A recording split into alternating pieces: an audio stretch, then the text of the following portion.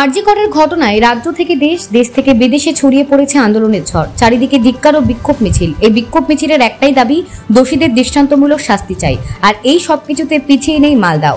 মালদার বামুনগোলা ব্লকের পাকুয়াহাটে সকল গ্রামবাসী ধিক্কার ও বিক্ষোভ মিছিলে পা মেলায়। সোমবার রাত্রে আম্বেদকর মোড় থেকে এই র্যালি শুরু হয়।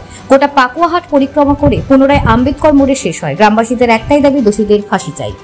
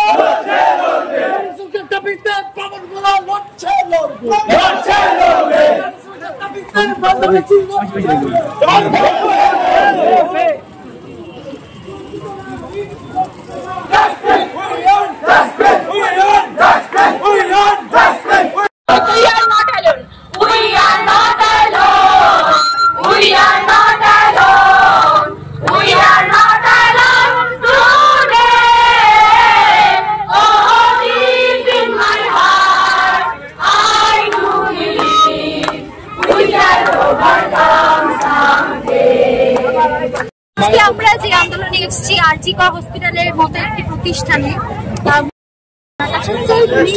ঘটনাটি ঘটেছে সেটা সবাই জানে এবং আমরা শুধু একটি ঘটনা আজকে সবার সামনে এসছে, না জানি এরকম হাজারো কত মেয়ে রোজ রোজ ধর্ষিত হয়েছে। তাদের নামও আমরা জানি না, তাদের মুখও আমরা জানি না, তাদের খবর আমাদের সামনে আসে।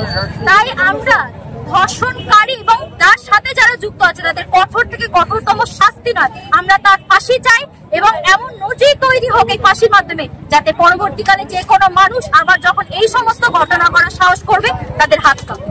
পাথর ছাড়াই প্রতিকার সম্ভব। মালদার প্রাচীনতম ভৃগু বংশ জ্যোতিষী পণ্ডিত এস শাস্ত্রী। দাম্পত্য সমস্যা, বিবাহে বাধা, ব্যবসায় অবনতি, পরীক্ষায় অকৃতকার্যতা, ভাগ্য গণনা, গোষ্ঠী বিচার, ঠিকুচি গোষ্ঠী এবং মৃত্যু ছাড়া সকল সমস্যার সমাধানের জন্য যোগাযোগ করুন জগদম্বা জ্যোতিষ কেন্দ্র, বিবেকানন্দ স্কুলের পাশে, মালদা। মোবাইল 09730278332 অথবা 09332056956।